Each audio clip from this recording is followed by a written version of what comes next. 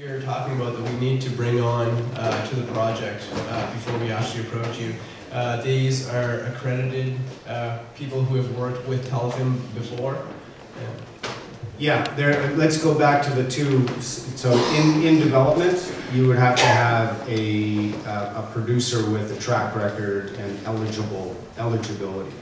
In production, you would have to have a partner with a track record. However, it's a little different because the track record to access production financing is not as cut and dry, because I think, for instance, in the Atlantic region, we recognize that the traditional track record is not, we have to be a little more flexible to encourage first features, to encourage producers. But, you know, these guys did the exact same thing without these new rules. They brought on board, you know, producers that had done producer feature films. So really that's not going to change. I mean, that's still to the benefit of the project. So I hope that answered it a little bit. Yeah, cool, thanks. You have different partners bring different things. Like on Charlie's Zone, Brent was the organizational guy. He was the guy who liaised with telefilm, with the distributor. Tracy was the math person. She was our tax credit guru. She would help me with you know, contract stuff, actor stuff. That was Tracy. You know, I was kind of the bulldog, hard to believe. And Hank was you know, kind of the cheerleader for the group. He was you know, always very impassioned about getting the film made. So you need to kind of round out the team in a way that is acceptable to the funders, but also gives you the skill set you need to blast through. Tim's leg wasn't working, he wasn't able to get up. Down the lower floor. No, I was just wondering about your distribution strategy for your films. Sure. Well, actually, I guess Mike and I share distributors.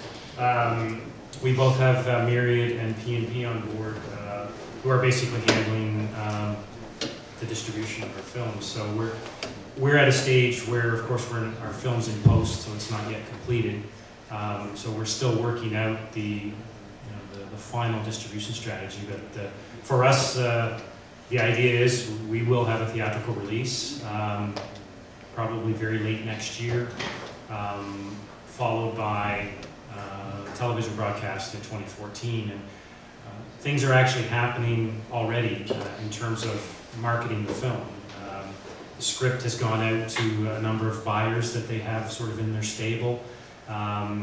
We just finished, we wrapped up August 15th, and TIFF, of course, happened in early September, and they had already done a poster, and a large poster, and we're marketing that film to their buyers at TIFF, and they have a teaser right now down at the American Film Market that they're showing, and it's not a trailer, it's a teaser just to show who's in it. For us it was Corey Monteith, Karine Vanasse, Emily Hampshire, and Kevin Zegers, and they just want to show people their sort of acting chops in the movie and start some early promotion. And eventually there'll be a trailer, and there'll be much more aggressive marketing, and then of course the distribution model will roll out, but we're still pretty early stages. Maybe Mike has more to say on that. Yeah, just quickly, we're with Myriad P&P as well. There'll be a small theatrical release in early 2013, early February to late February. We're just working that out. Anchor Bay just picked us up for US for DVD and pay rights. They could release it theatrically, but they probably won't. The nature of distribution for indies at this budget level it's brutal. I was just down in LA at the Produce By conference, and people that have won Academy Awards can't get distribution for a small indie. And so it's very tough. The reality is indies are going to be watched way more on demand and online in the future. And that's not necessarily a bad thing. It's just, indies will play in rep cinemas. That's probably going to be the future for them.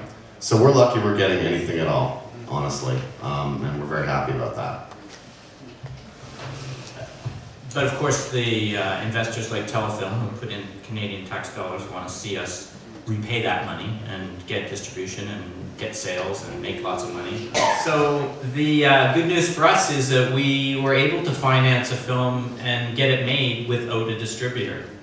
So you have a finished film that you take to market, and you have a little more bargaining chips to make a deal with someone if you have a finished product as opposed to a script and some potential cast and a location maybe. So that's a great thing. So if you do get to market and you do have a hot commodity, then you're in a good place.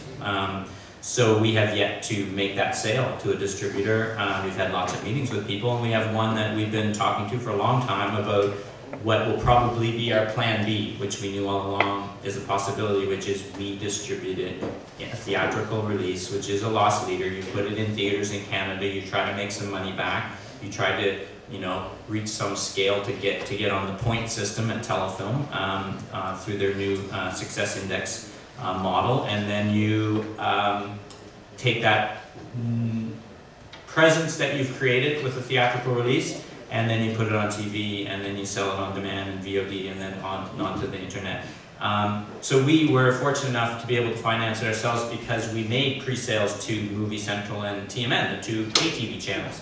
They put enough money in, but what that does when you create your film with that is it reduces the interest that a Canadian distributor has, because that's normally how they make their money back. They will give you a minimum guarantee of $150,000 for your film to take as many rights as they can to sell it everywhere, and then they go off and sell it to those two channels and make $150,000, and then they get to make lots of money after that, of which they should share with you some, but typically it doesn't trickle back to you. Does that make sense? That's fair enough? It's foreign sales are something that Charlie's done really well, and we've sold it to Australia, South Africa, Middle East. I lost count. A lot of them, and it's good. But you don't make a lot of money from those foreign sales. I think our deal with Australia is only like $25,000. And when you consider the distribution advance was like $100,000, they're still collecting, and the system is very skewed towards the distributors, and it's why you can have a film with it seems like it's very successful, but you don't see any money coming back to the filmmaker. The reward for making a good film in this country is that you get to make another one, if you're willing to suffer again. Before you ask your question, Tim, I had the pleasure of going to Sundance in 2010 with Grown Up Movie Star, which was the first feature out of Newfoundland, and it was a real eye-opener because so that was January 2010, and those days are gone. I don't think I'll get back there, but they were talking about hybrid distribution, which was, I guess, a buzz term at that point. But my sense of the world was that they were several years ahead of us in terms of how they were distributing their films, and their indie filmmakers. I mean, it's the same sandbox, right? I mean, our films, the film that was there, Movie Star, competed without a doubt with the 12 other features that were in that dramatic program, and this hybrid distribution was where there was seemingly a realization on the part of the VOD and the online people, as well as the traditional distributors, that it was in everybody's best interest to work a little more collaboratively together and not take such an exclusive, wide-ranging rights, but actually carve it out so that theatrical distribution was actually just one small little piece. So where I see us going, hopefully, is that for independent filmmakers, micro budgets, whatever you want to call it, that the theatrical market is not, you don't throw it away, but it doesn't, you're not chained to it. like we are now. And it's just one little piece. You may use it as a special event screening. You may use it because the demographics in that particular suburb is bang on, because you can access those numbers now. But it's one piece of a broader, interesting innovation that's going on in distribution. Tim. Yeah, I just, I don't know a lot about distribution, but one of the ideas that I've come to learn from the music industry, especially like more independent, whatever that means anymore, is that they cut out the middleman, but in terms of distribution. What they end up doing is they market themselves. Now, granted, their production is way less than film, even micro budgets, but the concept is that these musicians are making money off their CDs. People don't want CDs. Kids don't buy CDs. So what do they have? They have torrent. They have merch. My question is it possible to look at making films and maybe doing a new mode of distribution that would be similar as regional touring of films? There are people who do that. But what I mean by that is that investing in microfilms or microfilmmaking as a way to show off a cultural sector of a particular province or region, and using that going through, say, academic circles, going through galleries like Saw Gallery in Ottawa, a bunch of different galleries across the country that would put that on, just as a different mode instead. Like, would that be an option for different conceptual frameworks for distribution? Some really clever ideas in there. Yeah, I mean, that's yes, is the short answer. And I'm thinking of a film like The Disappeared, who doesn't have a distributor. So they've got a blank slate, right? I mean, you can look at all sorts of different ways to get that film, that content out there, and that would be one. I see that as an interesting. I mean, you could do a lot with that idea. Well, I'll talk to you later. We'll hear you. Tim, before you say anything, I just want to mention, yes, for The Disappeared, we have a model where we have a Western list, we have a specific Atlantic Canadian strategy, and one in Toronto based on off of the festival. So, yes, we have a variety of ideas for our marketing plan, but a good example would be Low Life, which is another indie feature that was done in Halifax this past year, and they won the Audience Award at the Atlantic Film Festival.